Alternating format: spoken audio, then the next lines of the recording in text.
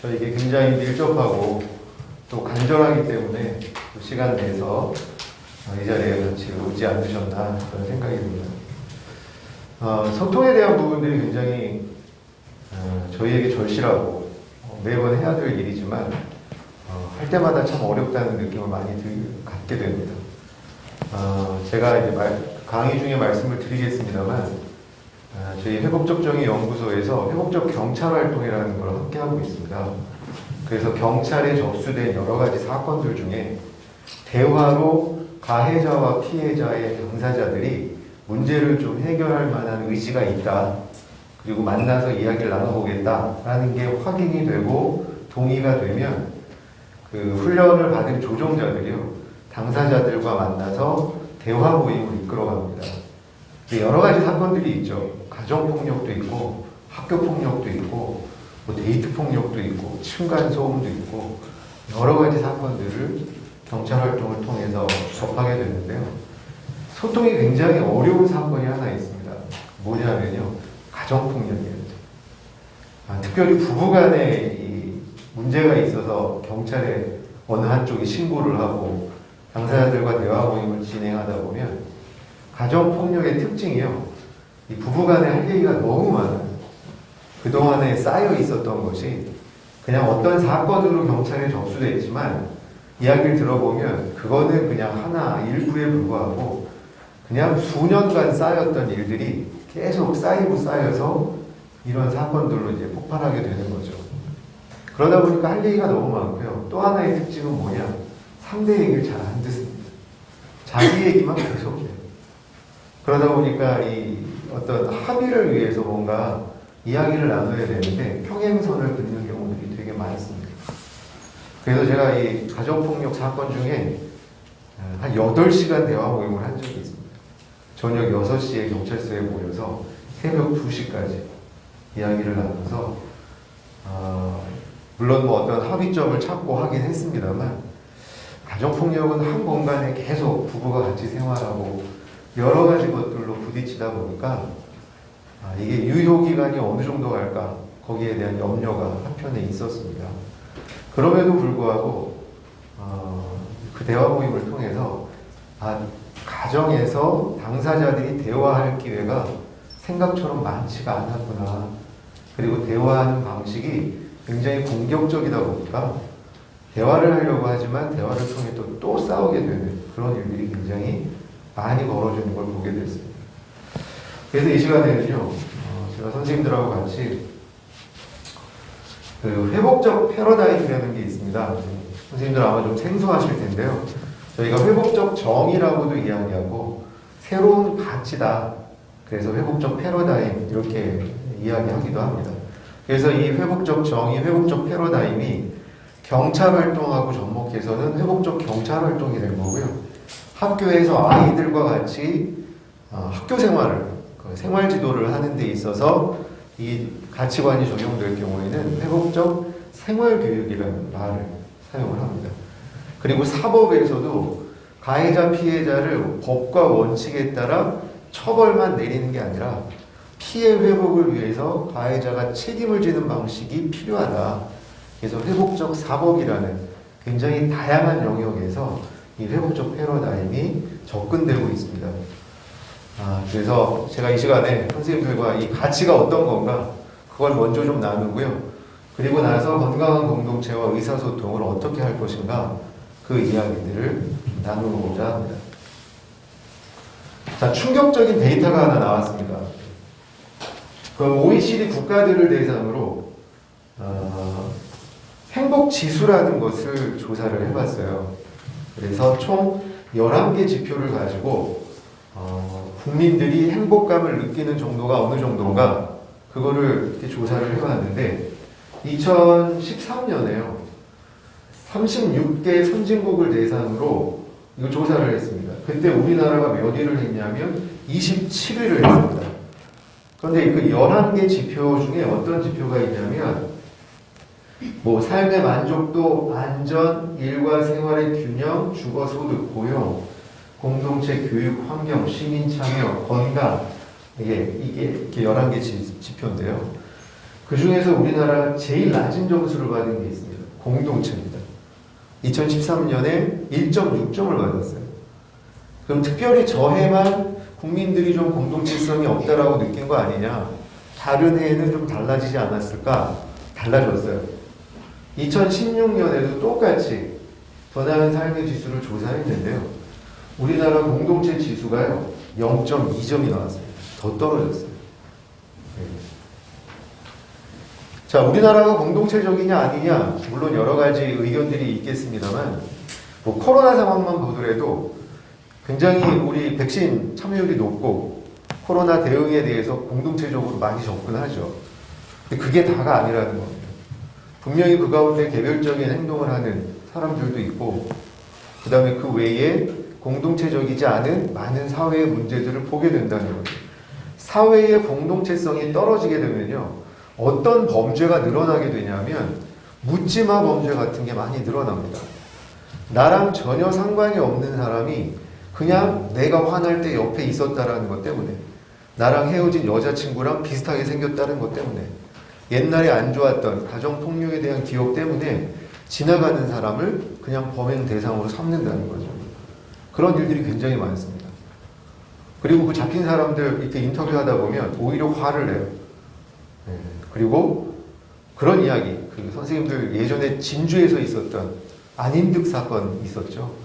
화난다고 불 지르고, 불 피하려고 나오는 도망가는 사람들 현관에서 또 찌르고, 네. 그 사람이 인터뷰할 때요, 그렇게 얘기합니다.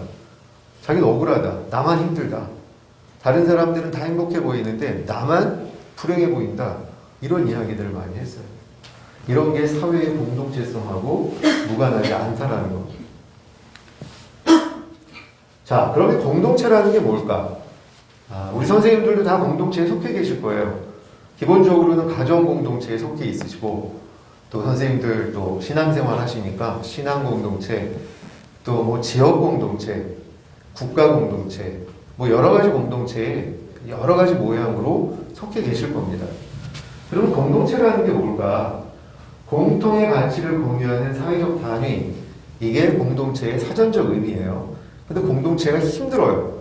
왜? 이 공동체 안에는 항상 갈등이 존재하고 있습니다.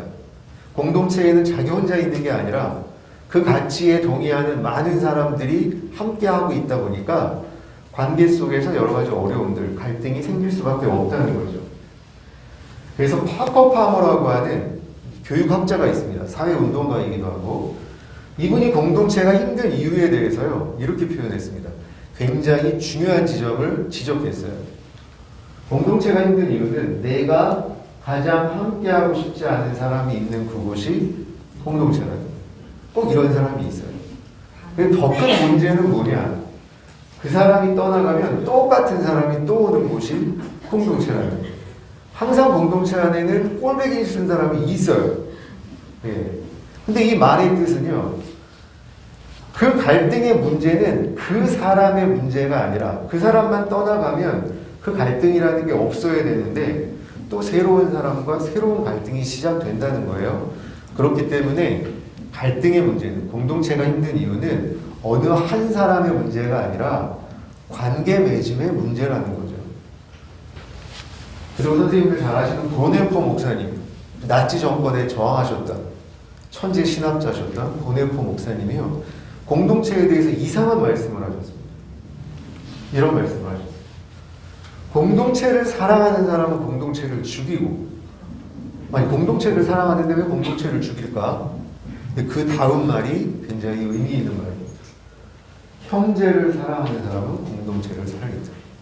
공동체를 세운다. 이런 말씀을 하셨어요. 이 이야기의 핵심은 공동체라는 거, 우리가 추구하고 우리가 몸담고 있는 이 공동체라고 하는 거는 공동체가 가지고 있는 어떤 규모나 공동체의 역사나 뭐 가치나 이런 게 공동체를 건강하게 만드는 게 아니라 그 안에 몸담고 있는 공동체 구성원들의 서로의 관계 맺음이 어떠냐에 따라 그 공동체의 존폐가 가능된다라는 거예요. 굉장히 중요한 핵심을 말씀하셨습니다. 그러면 어떻게 우리가 관계 맺음을 해나갈 것이냐, 이제 그 고민을 하게 되죠. 자, 갈등이 없는 세상은 없습니다. 갈등은 있을 수밖에 없어요. 옳고 그름의 문제보다 다름의 문제 때문에 더 많은 갈등이 벌어지죠. 그렇다면 갈등이라는 건 있을 수밖에 없습니다. 왜? 우리가 다 다르기 때문에 그래요. 근데 중요한 건 갈등이 없는 세상은 없지만 갈등을 어떻게 풀어가는가, 이게 굉장히 중요한 문제라는 겁니다. 긍정적인 갈등도 없고 부정적인 갈등도 없습니다. 갈등은 그냥 일어날 수밖에 없는 자연적이고 중립적인 현상이에요. 근데 그 갈등이 나중에 긍정적 갈등이 되느냐 부정적 갈등이 되느냐는 뭐가 결정하느냐, 그 갈등을 해결하기 위해서 우리가 어떤 방법을 동원하느냐, 대화를 통해서 평화롭게 갈등을 해결하느냐, 폭력적인 방법을 사용하느냐에 따라 그 갈등이 나중에 긍정적이 될 수도 있고 부정적이 될 수도 있다는 겁니다. 갈등이 벌어졌다고 해서 항상 그 끝이 폭력적으로 끝나는 건 아니라는 거예요. 그 끝이 폭력으로 끝나는 이유는 그 갈등을 해결하기 위해서 폭력의 방법을 선택했기 때문에 그렇다는 거죠. 자, 갈등을 다뤄야만 되는데요. 갈등을 다루는 접근 방식은 두 가지가 있습니다. 응보적 정의라고 하는 응보적 패러다임과 회복적 정의라고 하는 회복적 패러다임, 이 두 가지가 있을 수 있다는 거예요. 그러면 응보적 패러다임은 뭐냐? 선생님, 이게 그 어떤 여신이에요. 무슨 여신일까요? 네, 정의의 여신. 이거 보고 자유의 여신이라고 하신 분이 두 분 계시긴 하셨어요. 네, 자유의 여신이 이렇게 생기지 않았습니다. 정의의 여신. 법원에 가면 뭐 나라마다 조금씩 다르긴 합니다만 비슷한 이 동상들이 다 법원에 있습니다. 자, 이 정의의 여신이 이야기하려고 하는 정의 개념이 여기 몇 가지 특징으로 나타나 있어요. 뭐가 보이시나요? 저울을 들고 있죠. 안대를 하고 있습니다. 또 칼을 들고 있죠. 이 앞치마 얘기하신 분도 한 두 분 계시는데 앞치마도 중요하지 않습니다. 이 저울과 안대와 칼, 이거는 어떤 정의를 이야기하는 거냐? 이 저울은요, 아주 정확하고 공평한 저울입니다. 이 저울로 뭘 재느냐? 한쪽에는 그 사람이 잘못한 죄의 무게를 올려놓고요, 반대쪽에는 그 죄에 상응하는 처벌의 무게를 재는 거죠. 그래서 잘못한 만큼의 처벌의 무게를 재서 상대가 누구든 나의 이해관계나 감정에 얽매이지 않고 잘못한 사람은 잘못한 만큼 저 칼로 처벌을 내리는 겁니다. 이것으로 정의를 이루는 방식을 우리는 응보적 정의라고 이야기해요. 예, 응보적 정의, 응보적 패러다임이라고 이야기합니다. 자, 응보적이라는 표현이 생소할 수 있지만 저건 이미 우리에게 익숙한 패러다임입니다. 왜? 사법제도가 이 갈등을 해결하고 잘잘못을 따져서 문제를 해결하는 이 사법제도가 응보적 패러다임에 기반하고 있기 때문에 그렇습니다. 그러면 이미 우리 사회를 움직이고 있는 이 패러다임이 뭐가 문제인가에 대해서 한번 살펴볼게요. 응보적 패러다임은 잘못된 행동이 있을 때 어떻게 사회를 통제하고 사람의 행동을 변화시켜서 그 잘못을 바로잡을 수 있다라고 믿냐면 정의의 여신에서 살펴본 것처럼 그에 상응하는 고통, 처벌을 부여하는 것으로 잘못한 사람한테 그 잘못을 바로잡을 수 있다라는 게 응보적 정의예요. 자, 이 그림을 한번 보십시오. 자, 피해자가요, 상대 측 가해자로 인해서 산만큼의 피해를 입었어요. 그러면 나에게 피해를 입힌 가해자에게 내가 입은 피해만큼을 법과 원칙에 따라 저울로 재서 고통의 형식으로 처벌을 내리는 겁니다. 그래서 내가 입은 피해와 상대가 받는 고통의 무게가 같아지면 정의를 이룬 거죠. 이게 정의의 여신이 이야기하는 그 정의입니다. 근데 문제는 뭐냐? 내가 입은 피해만큼을 피해 입힌 가해자에게 처벌을 내리잖아요. 고통을 부과하면 그림이 이렇게 안 나옵니다. 현실적으로 그림이 어떻게 나오냐면 이렇게 나옵니다. 가해자는 처벌받아서 무거워져요. 그러면 그걸 통해서 피해자의 피해가 회복이 돼야 되는데 가해자가 처벌받았다고 피해자의 피해가 회복되지 않더라는 겁니다. 우리는 이 사실을 어떻게 알 수 있느냐? 학교에서 학교폭력이 벌어지죠. 가해자 피해자가 생깁니다. 그럼 학교폭력 예전에 자치위원회, 지금은 심의위원회라는 게 열리죠. 그 학폭심의위원회가 열려서 하는 게 뭐냐? 1호부터 9호까지요. 가해자 처벌을 결정하는 겁니다. 서면 사과부터 퇴학까지. 잘못한 만큼. 그러면 그 처벌을 결정하면 가해자는 응당, 잘못했으니까 그 처벌을 합당하게 받고 그걸 통해서 피해자가 회복이 되느냐? 그렇지 않다라는 거죠. 학폭이 열려가지고 그 처분 결정했지만 대부분의 반응들은 어떻게 보이느냐? 가해자 억울해합니다. 그러면서 그 처분 받을 때마다 피해자에 대해서 분노하게 되는 거죠. 피해자는 더 겁이 나는 거예요. 학교생활 같이 못하게 되는 거죠. 그러다 보니까 결국 누가 학교를 떠나냐? 피해를 입은 피해자가 학교를 떠나는 경우들이 많습니다. 잘못한 만큼 가해자를 처벌했으면 흐름이 이렇게 나와야 되는 거예요. 피해 회복되고 가해자는 합당하게 그 잘못을 받아들여야 되는데 그렇지 않다는 거죠. 그리고 법원에서도 가해자를 판사가 법과 원칙에 따라 처벌을 내렸어요. 그럼 가해자들 억울해요. 그래서 항소하고 상고하고 대법까지 끌고 가는 겁니다. 변호사 비용 엄청나게 들어가죠. 대법 판결이 나도 가해자가 됐든 피해자가 됐든 억울해하는 거예요. 이런 일들이 계속적으로 벌어지는 겁니다. 그래서 가해자를 처벌하면 그 고통의 무게가 서로 상쇄돼서 제로가 될 줄 알았는데요. 오히려 고통의 무게가 2배가 되더라. 이걸 알게 된 겁니다. 음모적 패러다임의 한계는요, 말씀드린 것처럼 처벌 중심이에요. 그러다 보니까 처벌을 받아야 될 가해자에게 초점이 맞춰질 수밖에 없는 거죠. 그 과정에서 피해자는 소외됩니다. 선생님들 사법제도 안에서 피해자의 호칭이 뭐냐? 증인, 참고인, 고소인, 이거예요. 그 중심에는 다 누가 있느냐? 처벌받아야 될 가해자가 위치해 있는 거예요. 피해자는요, 이 피해 회복을 위해서 가장 중요하게 다뤄줘야 될 사람인데도 불구하고 가해자 처벌이라는 입장에서는 피해자는 그냥 증인 정도예요. 저 사람이 얼마나 잘못했는지를 말하는 사람에 불과하다는 거죠. 그리고 피해자의 피해 회복은요, 그냥 피해자 몫입니다. 알아서 해야 되는 거예요. 원칙과 법 적용이 중요하다 보니까 당사자의 필요는 외면되는 거예요. 선생님, 작년에 12월에 우리 사회에 누가 출소되는 것 때문에 사회가 난리가 났었어요. 누가 출소했죠? 조두순이가 출소했습니다. 12년형 다 받고 만기 출소해가지고 다시 사회로 나오게 됐어요. 자, 조두순이가 나온다고 하니까 사회가 발칵 뒤집어졌습니다. 그래서 청와대 청원 게시판에 조두순 격리법이라는 걸 새로 만들어라. 이 사람 자기 잘못한 거 처벌 다 받았지만 사회에 나오면 또 잘못할 수 있고 위험 인물이다. 그러니까 어떻게든 격리해야 된다. 지금 현재 법으로는요, 처벌 받은 사람이 똑같은 그 잘못으로 인해서 또 처벌을 내릴 수가 없어요. 그러다 보니까 법을 만들어야 돼. 국회를 막 압박했어요. 그래서 20만이 넘으면 청와대가 답변해야 되잖아요. 며칠 만에요, 그게 40만이 넘어갔습니다. 근데 조두순이 출소해서 어느 지역으로 갔는지 기억하세요? 선생님? 안산으로 갔어요.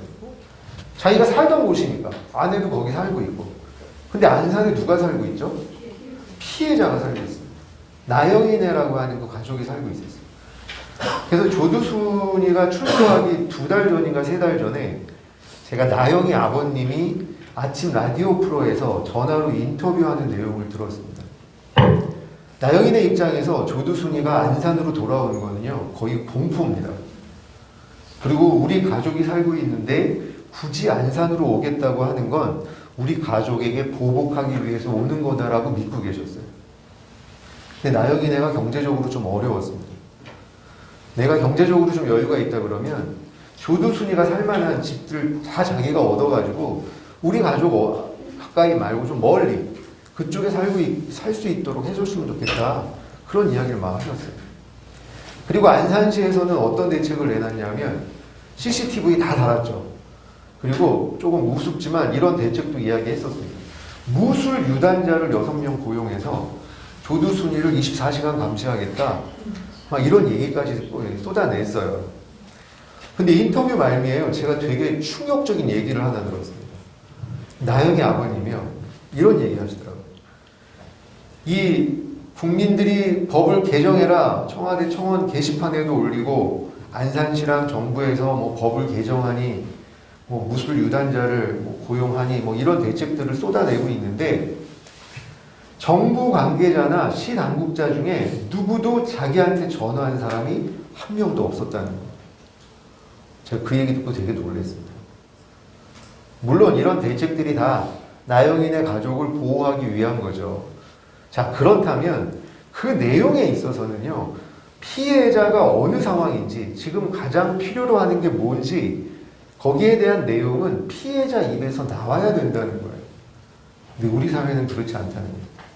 당연히 이게 피해자가 원하는 거고, 이렇게 하면 피해자가 만족할 거야. 그러면서 피해자에게 확인할 생각을 하지 않아요. 그만큼 피해자 소외 현상이 벌어지고 있어요. 조두순이 출소하면서 또 주목을 받은 사람이 있었죠. 유영철이었습니다. 유영철이 선생님들 다 기억하실 거예요. 유영철이가 연쇄살인마죠. 2003년에서 4년까지 10개월 동안 21명을 죽였습니다. 밝혀진 것만 21명. 굉장히 잔혹하게 죽였어요. 근데 유영철 피해자 중에요, 고정원이라는 분이 계십니다. 나이가 좀 많으신 분이에요. 이분이 어떤 피해를 당했냐면 유영철이한테 자기가 모시고 살던 자기 어머니 80이 넘으신 노모와 자기 아내와 4대 독자를 다 잃었습니다. 고정원 씨가 집을 비운 사이에 유영철이가 들어와서 일가족을 다 죽인 거예요. 안장수 씨라는 분도 유영철 피해자 중에 한 분이에요. 이분은 노점상을 하면서 아들 넷을 낳아서 키우셨어요. 하루에 2,000원짜리 국수를 사드시면서 어렵게 생활하셨어요. 아내가 일찍 세상을 떠서 혼자서 아들 넷을 다 장성하게 키우셨어요. 근데 큰아들이 유영철이한테 살해당합니다. 근데 큰아들을 잃고 나서요, 둘째 아들이 원래 형하고 장사를 했었는데 형이 죽고 없으니까 장사가 안 되는 거예요. 둘째 아들이 자살합니다. 막내 아들이 이 일 때문에 우울증에 걸려요. 술 먹고 또 자살합니다. 큰아들을 잃고요, 1년이 되지 않은 사이에 아들 넷 중에 셋을 잃어요. 하나 남은 셋째 아들은요, 등치가 되게 좋아요. 근데 이 일 때문에 거의 사람이 미쳐버리는 거예요. 이 분노로. 그래서 유영철이가 현장 검증하러 왔을 때 그 현장에 사심이 칼을 들고 갑니다. 그리고 경찰차에 있는 유영철이한테 셋째 아들이 우통 벗고 차에 막 달려들어요. 우리 가족 이렇게 만든다, 내가 죽인다. 이게 유영철 사건이에요. 근데 고정원 씨가, 자기 어머니, 아내, 4대 독자를 다 잃으신 고정원 씨가 처음에 용의자가 돼요. 경찰이 이 사건을 조사하면서 너무 참혹한 거예요. 그러다 보니까 이거는 우발적인 단순 범행으로 보기보다는 이건 원한관계에 의한 살인이다. 이렇게 조사 방향을 잡고 주변 사람들을 다 용의선상에 올린 겁니다. 고정원 씨도 가족을 다 잃은 사람인데도, 엄청난 피해자인데도 용의자 중에 한 명이 돼버린 거예요. 경찰 조사를 받았어요. 그런데 한참 지나고 나서 진범인 유영철이가 붙잡혔어요. 고정원 씨 혐의를 벗었습니다. 자, 그런데 한참 지나고 나서 고정원 씨가 이런 걸 알게 돼요. 정부가 이런 강력범죄 피해자들을 위해서 국가 예산으로 피해 구조금이라는 걸 지원해 준다는 걸 알게 됩니다. 그래서 정부에다가 피해 구조금을 신청했어요. 얼마 있다 정부로부터 답이 왔습니다. 뭐라고 왔느냐? 유효기간이 지났다고. 이거 무슨 빵도 아니고 우유도 아니고 유효기간이 있어요. 그 유효기간을 넘겨버리면요, 대상 자체가 안 돼버리는 거예요. 고정원 씨가 어이가 없었어요. 내가 수많은 경찰 조사도 받고 기자들 인터뷰도 하고 내 얘기가 신문에도 실리고 잡지에도 실렸어요. 근데 어느 한 사람 피해 구조금이 있다는 얘기를 안 해준 겁니다. 모두가 다 유영철이가 누구냐, 어떤 사이코패스냐, 여죄가 뭐냐, 사형시켜라. 여기 매달려 있는 동안 그 수많은 범죄 피해자들은 방치되어 있다는 거예요. 이게 현실이라는 거예요. 왜? 우리는 가해자만 처벌하면 문제가 해결된다라고 믿고 있기 때문에 그렇다는 거죠. 그리고 대결구도 제3자주도 고비용이 발생해요. 학교폭력 사건이에요. 우리 아이가 상대 아이한테 맞아가지고 만신창이가 됐어요. 우리 아이는 한 대도 못 때렸어요. 학폭이 열렸지만 해결이 안 돼서 경찰에 신고했어요. 그래서 법원에 넘어갔어요. 판결 기다리고 있는데요. 어느 날 피해자 어머니가 경찰서에서 전화를 받으셨어요. 경찰 조사 받으러 다시 나오시라는 거예요. 이거 경찰 조사 다 끝나고 판결 기다리고 있는 건데 왜 그러지? 혹시 가해 측에 또 다른 가해 사실이 뭐가 나왔나? 그래서 피해자 어머니가요, 경찰서에 가보셨습니다. 가봤더니 만신창이가 됐던 우리 아들이요, 가해자가 돼 있어요. 상대가요, 때리다 다친 손을 피해 보상으로 걸었습니다. 그리고 쌍방폭행이라고 이름을 바꿔서 맞고소를 한 거예요. 그러면 가해 측 부모님은 자기 자식 얘기만 듣고 상황 파악이 안 돼서 맞고소를 했을까요? 다 알아요. 우리 아이가 일방적으로 두들겨 팼다는 거 압니다. 상대 아이는 한 대도 때리지 못했다는 거 알아요. 내 자식 상처가요, 때리다 다친 손이라는 것까지도 알아요. 그런데 왜 맞고소를 했을까요? 우리 눈에 안 보이지만 가해 측 부모님 눈에 보이는 사람이 있습니다. 누가 보이느냐? 정의의 여신이 보여요. 내 자식 처벌하려고 처벌의 무게를 달고 있는 게 보인다는 거예요.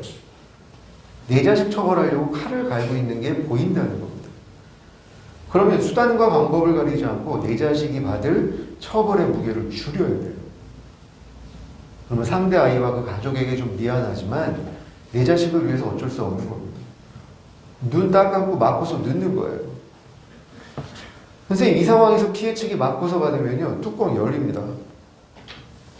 내가 이거 전세금 빼서라도 이 사건 끝까지 간다.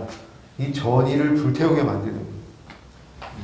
이런 일들이 너무 많이 일어나요.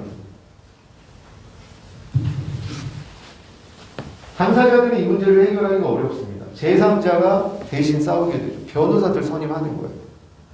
변호사들은요, 당사자들의 관계 회복은 별로 중요하지 않습니다. 그냥 잘못한 사람 또는 잘못한 것을 조금 모면하게 해주거나 잘못한 것을 더 많이 잘못하게 뒤집어 씌우거나 이 싸움에서 이기기만 하면 되는 거예요. 판결 이후에 가해자 피해자가 정말 잘 지낼까? 이건 변호사들의 관심 밖이라는 겁니다. 그러다 보니까 판결을 내려도요, 당사자들은 만신창이가 돼 있어요. 관계가 단절되고 공동체가 파괴되는 거예요. 이웃공동체라는 말 무색해요. 이제 층간소음 때문에 사람도 죽습니다. 왜? 서로 소통하지 않기 때문에 그래요.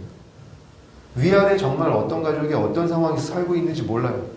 그냥 소음을 내는 그런 사람이다라는, 나쁜 사람이다라는 것밖에.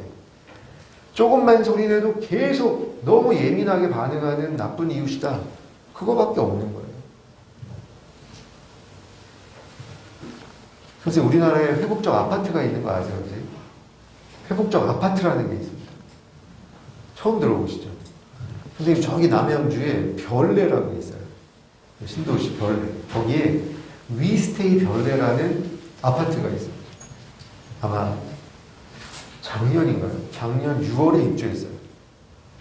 근데 그 아파트가 회복적 아파트를 참여했습니다. 어떤 게 다르냐? 거기에 있는 모든 조합원들은요, 저희 교육을 다 받았어요. 그래서 어떻게 소통할 건지, 문제가 생기면 우리가 어떻게 해결할 건지, 이런 훈련을 다 받았어요. 그래서 조합원들이 함께 모이잖아요. 그럼 선생님들이 이따가 경험하실 공동체 서클을 함께 합니다. 둘러 앉아가지고 서로 이야기 나누는 거예요. 그리고 아파트 안에서요, 존중의 약속 같은 걸 만들어요. 그래서 아파트에 서로 모여가지고 어떤 사람들이 살고 있는지를 서로 알아야 되는 거죠. 그리고 층간소음이 발생해도 어떤 상황에서 발생하는지를 알아야 되는 거예요. 그래야 이해도 될 수 있고 조금 컴플레인을 해도 크게 이해될 수 있는 거예요. 문제가 있을 때만 얼굴을 대면하니까 꼴 보기 싫은 얼굴이 돼버리는 겁니다. 근데 그 아파트는 이런 층간소음이 벌어질 거에 대해서 이 아파트 공동체가 이 문제를 대화로 해결하는 접근들을 하고 있습니다. 신문에도 나왔어요. 그런 노력들을 해나가고 있다는 거예요. 공동체가 파괴되지 않도록. 교정시설의 문제점, 낙인현상, 이런 게 다 음보적 패러다임의 문제라는 거죠. 선생님들 작년에 코로나 한참 감염이 심각할 때 동부구치소가 나온 적이 있어요. 동부구치소에서 집단 감염이 벌어졌습니다. 연쇄 감염까지 해가지고 1000명 가까이 감염이 됐어요. 근데 동부구치소 자료 화면 보면요, 구치소가 되게 이상하게 생겼습니다. 아파트 같이 생겼어요. 그래가지고 높은 빌딩에 몇 층짜리가 다 구치소인 거예요. 교도소예요. 그런 형태가 왜 나왔느냐? OECD 국가들을 대상으로 매년 교정시설의 수용률이라는 걸 조사하거든요. 근데 우리나라가 세계 2위입니다. 몇 프로가 나왔냐면 121.8%가 나왔어요. 1위가 어디냐? 헝가리였어요. 122.8%예요. 우리나라보다 1%가 많았어요. 121.8%란 얘기는 뭐냐? 100명을 수용할 수 있는 시설에 121명이 수용됐다라는 거예요. 과밀 수용입니다. 동부구치소에서 집단 감염이 일어날 수밖에 없었던 환경이 왜 그랬냐? 과밀이에요. 그 당시에 동부구치소의 적정 인원이요, 2,000명이었습니다. 수용 인원이. 근데 그 당시에 감염이 발생했을 때 수용 인원이 2,400명인가 됐었어요. 근데 왜 그런 시설이, 교정시설이 왜 아파트같이 생길 수밖에 없었느냐? 음보적 패러다임하고 무관하지 않다는 거예요. 잘못하면 무조건 처벌하는 거예요. 격리시키는 걸로 그 잘못을 바로잡는 형태다 보니까 사람들이 쏟아져 나오는 겁니다. 그 사람들을 수용해야 돼요.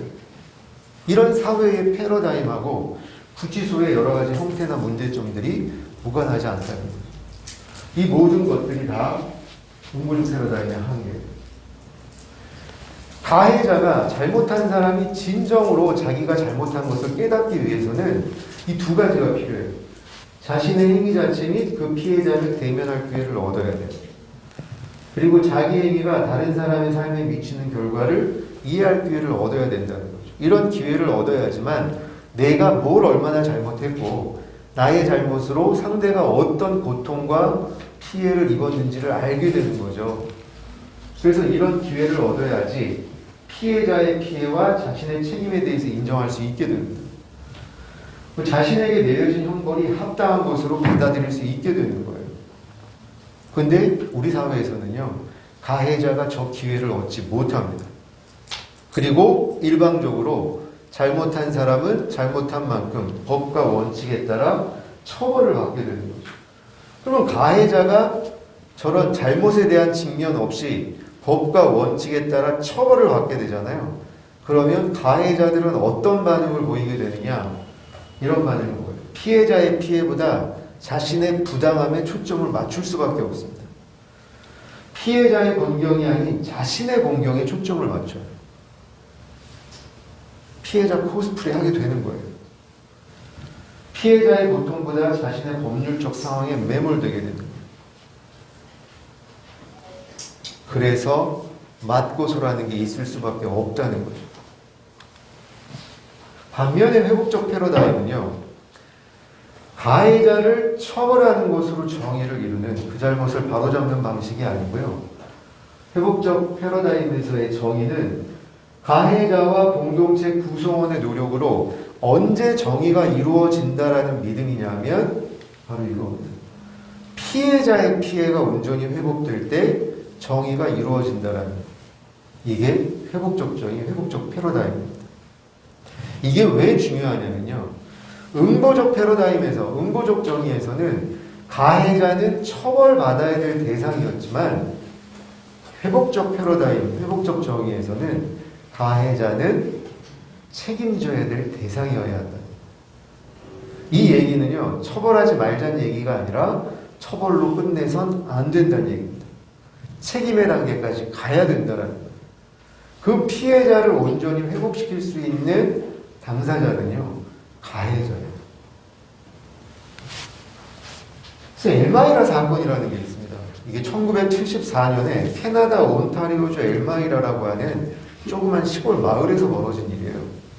두 명의 고등학생이요, 하룻밤 사이에 엘마이라라고 하는 조그만 시골 마을, 평화로운 마을에 22가정에게 피해를 입힌 겁니다. 선생님, 2명이 하룻밤에 22가정 피해 입히려면요, 최선을 다해야 돼요.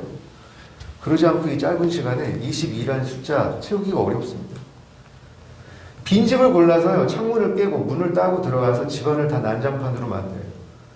나오다가 길가에 주차되어 있는 차들 타이어 다 찢고 다 긁고 유리창 깨고 벽에다가 스프레이 페인트로 낙서하고요. 이 동네에 있는 조그만 시골교회 종탑 무너뜨리고, 그리고 정박되어 있는 조그만 보트들을 끌어올려가지고요, 바닥에다 다 구멍을 냈어요. 정말 최선을 다했습니다. 그리고 그 다음날 경찰한테 붙잡혀요.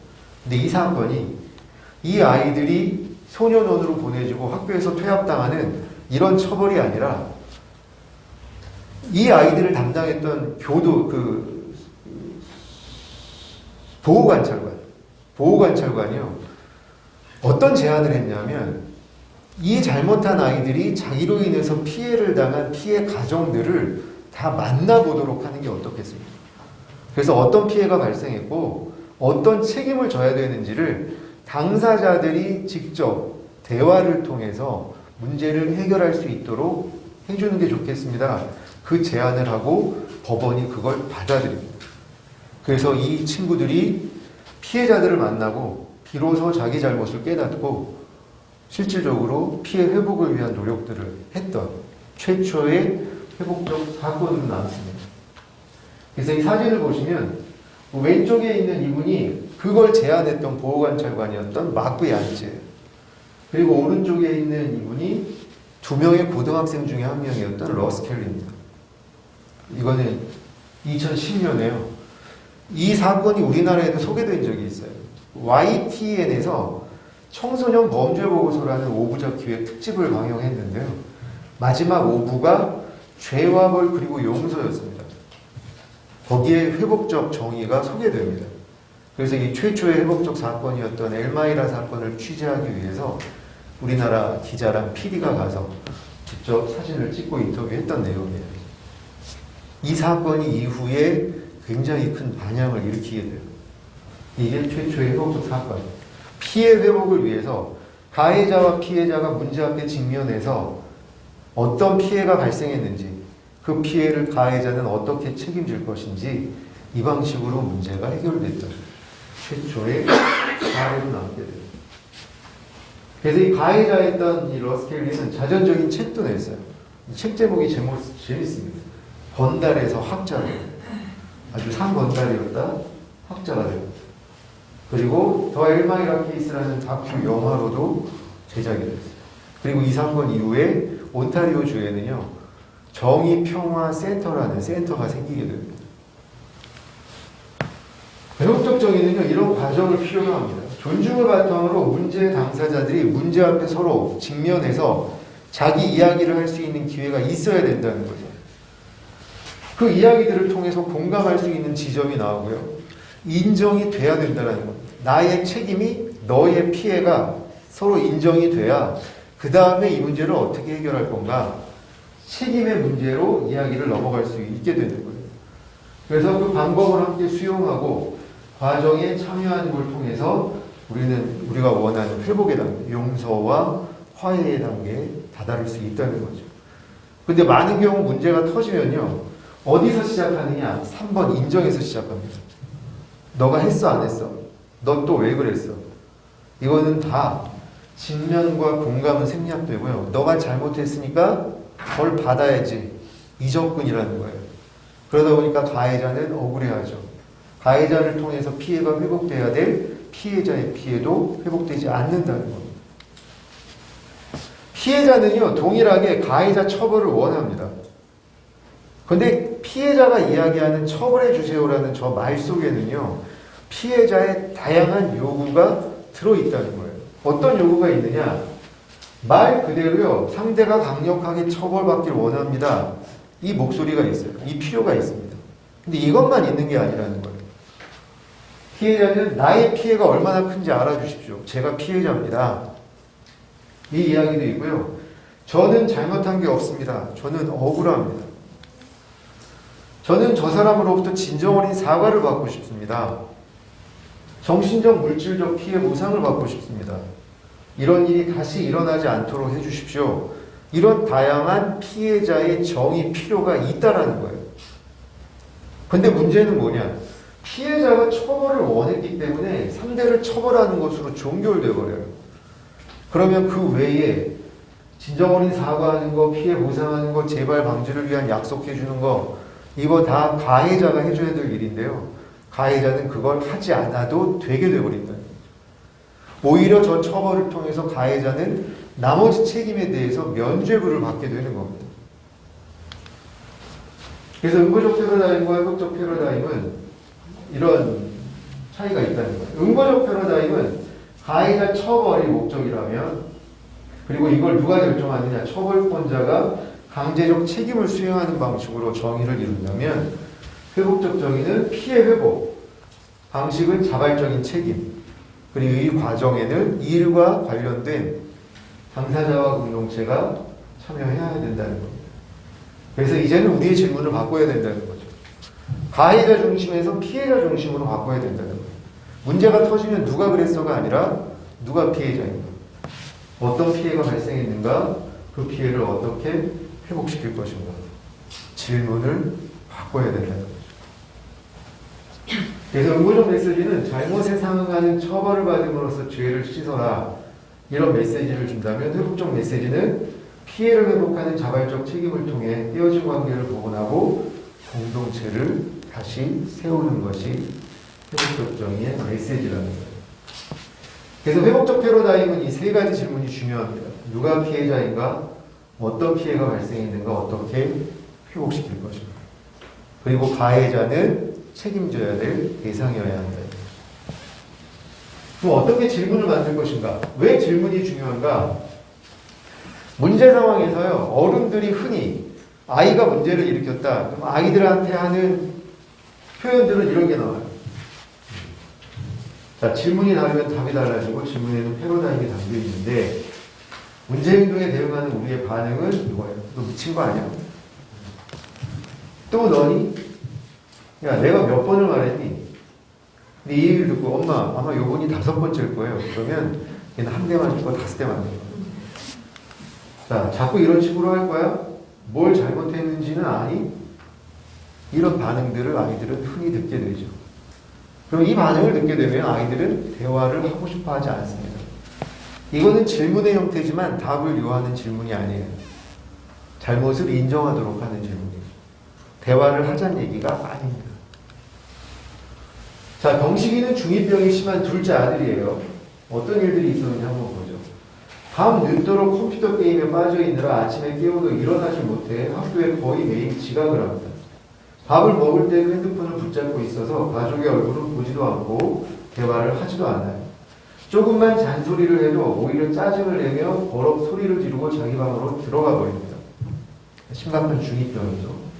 학원 간다고 해놓고는 PC방으로 가 학원 선생님에게 연락이 오기도 해요. 얼마 전에는 바지 주머니에서 담배꽁초가 나와 아빠에게 심하게 혼났습니다. 그러다 어느 날 경식이가 같은 반 친구에게 담배 심부름을 시키고 그 친구에게 망까지 보게 한 후 담배를 피다가 학생부장 선생님한테 걸렸어요. 자, 그런데 교무실에서 혼난 후에는 망과던 친구에게 망을 제대로 못 봐서 걸렸다며 주먹으로 얼굴을 때려 눈을 다치게 했습니다. 자, 이 일로 아빠는 화가 머리끝까지 나서 이번에는 반드시 정신을 차리게 만들겠다고 벼르고 계세요. 자, 이날도 경식이가 학원 간다고 갔는데 조금 있다가 학원 선생님한테 전화가 왔어요. 어머니, 오늘도 경식이 안 왔어요. 이러면 경식이 못 가르치겠습니다. 진도도 못 쫓아가고요. 경식이 학원에 안 왔으면 좋겠습니다. 자, 이 얘기를 들으니까 엄마와 아빠가 너무너무 화가 납니다. 밤 11시가 되니까 경식이가 PC방에 갔다 온 것, 학원에 갔다 온 것처럼 해맑게 웃으면서 들어와요. 자, 이 상황에서 부모들이 무슨 얘기를 할까요? 제일 먼저 하는 말은 이거죠. 너 학원에 갔어, 안 갔어? 이 질문을 제일 먼저 하게 되죠. 연달아서 이런 거 나옵니다. 너 또 담배 폈냐? 너 미쳤냐? 너 도대체 요즘 왜 그러니? 너 커서 뭐가 되려고 그러냐? 내가 너한테 못 해준 게 뭐냐? 너 엄마 죽는 꼴 볼래? 야, 너 죽고 나 죽고 다 죽자. 야, 누구는 혼자 알아서 공부도 잘한다는데 너 도대체 누구 닮아서 그러냐? 이 얘기하면서 엄마는 아빠 쳐다보고 아빠는 엄마 쳐다보고. 그래. 이제 화살이 엄마하고 아빠한테 향합니다. 아빠가 한 소리예요. 당신은 집구석에 앉아서 뭐 하는 거야? 애 교육도 제대로 못 시키고. 엄마가 또 가만히 있잖아요. 당신은 애를 위해서 뭘 했는데? 혹은 날 술 처먹고 늦게 들어오면서 당신이 애한테 관심이나 있어? 이제 부부싸움으로 번지게 되죠. 자, 이 이야기의 결말은 보통 이렇게 되잖아요. 경식이 다시 밖으로 나갑니다. 네. 엄마는 안방으로 들어가 입을 뒤집어 쓰고 통곡해요. 내가 가족을 위해서 얼마나 희생했는데 내가 왜 이런 소리를 들어야 돼? 아빠는 속상해요. 아빠한테 베란다에 나가서 줄 담배요. 근데 여기서 안 끝나요. 윗집이 침입하는 거예요. 이제 이웃과 분쟁으로 번지게 됩니다. 자, 흔히 우리가 보게 되는 가족의 모습입니다. 자, 이 일이 왜 벌어졌느냐? 대화하지 않아서 그래요. 쟤는 잘못을 했어. 그래서 혼나야 돼. 이 논리고요. 이미 답이 정해져 있습니다. 문제가 발생했을 때 응보적으로 대응한다는 건 누가 잘못했는지 범인을 확인하는 거예요. 결과 중심, 뭘 잘못했는지 결과만이 중요한 거죠. 과정은 중요하지 않아요. 맥락이 없습니다. 처벌을 결정하고 유죄를 확정해요. 이게 다 응보적 대응이에요. 그 끝은 반드시 처벌로 끝나게 되어 있습니다. 그리고 아까 말씀드렸던 그런 응보적인 표현들은요, 다 대상을 확인하거나 존재를 비난하거나 유죄를 확정하거나 처벌을 결정하는 표현들이에요. 그러다 보니까 대화가 안 됩니다. 반면에 회복적 대응은 문제가 발생했을 때 사건을 성찰하는 거죠.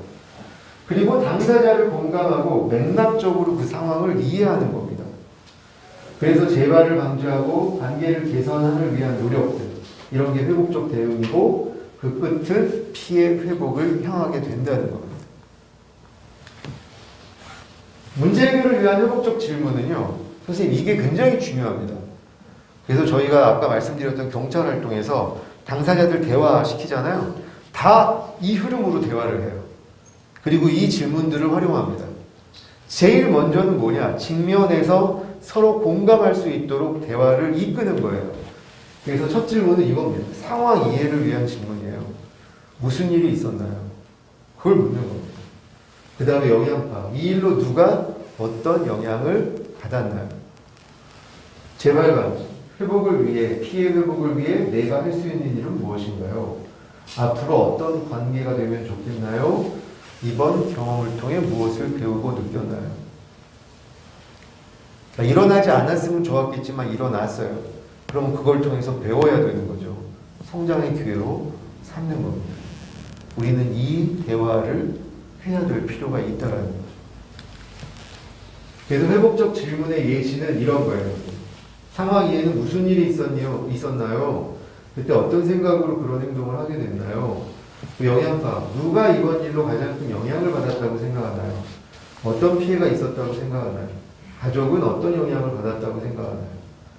자발적 책임, 어떻게 하면 발생한 피해가 회복될 수 있을까요? 무엇을 하는 것이 이 상황을 좀 더 좋게 만들 수 있을까요? 관계 설정, 앞으로 어떤 관계가 되길 원하나요? 엄마, 아빠가 어떻게 도와주면 좋겠나요? 무엇을 배우고 느꼈나요? 이러한 질문들이 필요하다는 거죠. 선생님들 한번 생각해 보시면 좋겠어요. 내가 아이들에게 가장 많이 사용하는 응보적 표현은 뭘까? 그리고 그 표현을 통해서 아이에게 전달하려고 했던 나의 진심은 뭔가? 근데 많은 경우 그 진심이 진심대로 전달되지 않습니다. 응보적 상황에서 내가 하게 되는 응보적 표현들은요, 그 진심은 전달되지 않고 감정만 전달됩니다. 이 강의를 들으시고요, 어느 학부모님이요, 정말 그런가 하고 집에 가서 그날 밤에 아이한테 물어봤대요. 평소에 이 아이는요, 감수성도 있는 아이고 해서 엄마가 속상해서 한 얘기를 그래도 엄마가 나를 위해서 한 얘기다라고 이해해 줄 줄 알고 그 답을 들을 거다라고 기대하고 아이한테 물어봤답니다. 야, 엄마가 속상해서 하는 얘기 너 들었을 때 그냥 엄마가 화가 났다라고 생각이 드냐, 아니면 그냥 나를 걱정하시는구나 라고 생각이 드냐? 근데 그 아이가 고민도 하지 않고요, 엄마가 또 화났구나 이렇게 듣는다는 거예요. 그 답을 듣고서 엄마가 되게 놀랐다는 이야기 하시더라고요. 선생님들이 이 문제 상황에서 야, 너 또 왜 그랬어? 야, 너 죽고 나 죽자 막 이런 표현들이 이 엄마가 너 때문에 얼마나 속상하고 너를 얼마나 걱정하고 너 인생이 얼마나 잘 됐으면 좋겠고 이런 차원에서 한 얘기지만 듣는 아이 입장에서는 아 우리 엄마 또 열받았구나 또 혼내겠구나 또 게임기 압수하겠구나 이런 것들밖에 생각이 안 든다는 거예요. 그러면 우리는요 그 진심이 진심대로 전달될 수 있는 표현을 해야 된다는 거예요. 회복적 표현들이 필요하다는 거예요. 자, 제가 인터넷을 찾아보니까 이런 게 있더라고요. 부모가 하지 말아야만 할 말 20가지 이런 게 있어요. 근데 저걸 그냥 낳지 말았어요. 머리는 무거운데 왜 그러지? 야, 너 죽구나 진짜. 야, 이제 그만 떠들고 들어가 공부해. 주제 파악 좀 해라. 자식이고 뭐고 다 필요 없어. 너 이 다음에 꼭 너 같은 얘기 한번 나와. 야, 올라가지 못하려면 쳐다보지도 말랬지. 머리에 피도 안 마르는 것이. 야, 누구는 벌써 중학교 3학년 과정을 다 뗐다고. 이런 얘기. 또 옛날 엄마, 아빠 어렸을 때는 라떼. 넌 나중에 뭐가 되려고 그러냐? 야, 다른 건 다 필요 없고 공부만 잘해.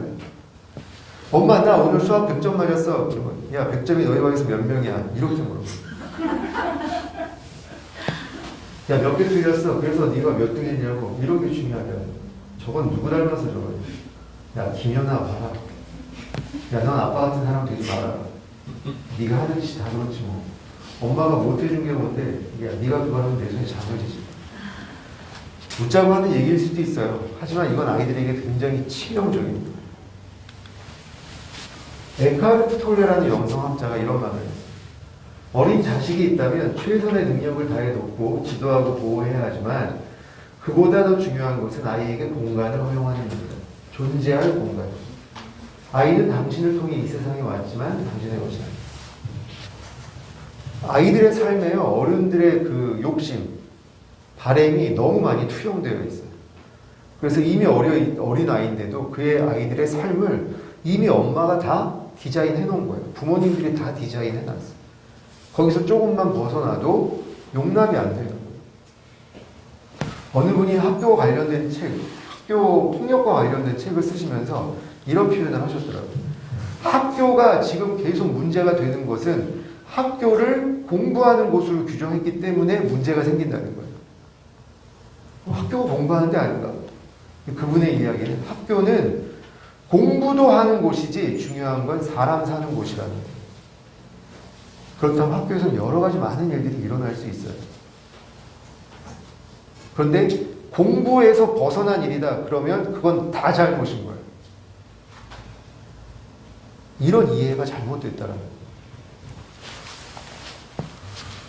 자, 그래서 이 시간에 공동체 서클, 우리가 서로 잘 묻고 잘 대화하고 잘 듣는, 이게 가장 기본이 됩니다. 의사소통이라고 하는 것은 쉽게 말하면 잘 말하고 잘 듣는 겁니다. 우리 안에서 이게 잘 연습되지 않으면요, 정상적인 대화가 어렵습니다. 그래서 이 시간에 공동체 서클을 한번 다뤄볼 텐데요. 선생님, 서클하면 뭐가 생각나세요? 원. 이런 거 생각나시죠? 저는 이제 다크서클, 뭐 이런 거 생각나요. 폭력서클, 동아리. 저희 학교 다닐 때 다 서클이었는데 요즘은 동아리라고 하죠. 다양하게 생각나지만 이 시간에 이야기하려고 하는 건 원입니다. 이 원의 특징은 뭘까요, 선생님? 원 딱 보면 다른 도형들하고 좀 다른 특징. 되게 좀 부드러워 보이죠. 그리고 가장 큰 특징은요, 중심으로부터 모두 같은 거리에 있어요. 이 선이. 그러다 보니까 사각지대가 없습니다. 모서리가 없어요. 그래서 원으로 둘러앉으면요, 모두가 모두의 얼굴을 다 볼 수 있는 도형이 원입니다. 그래서 이 시간에 우리가 둘러앉아서 함께 이야기 나누는 이 서클을 한번 경험해 보려고 하는데요. 서클의 기본 규칙이 있습니다.